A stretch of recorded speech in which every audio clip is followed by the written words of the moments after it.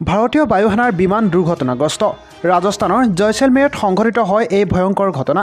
কেমেৰাত বন্দী সমগ্ৰ দৃশ্য আমি এই দৃশ্য আপোনালোকক দেখুৱাই আছোঁ প্ৰধানমন্ত্ৰী নৰেন্দ্ৰ মোদীৰ অনুষ্ঠানৰ মাজতে সংঘটিত হয় এই ভয়ংকৰ দুৰ্ঘটনা মাজ আকাশত দুৰ্ঘটনাগ্ৰস্ত বায়ুসেনাৰ অনুশীলনত ব্যৱহৃত এয়াৰক্ৰাফ্ট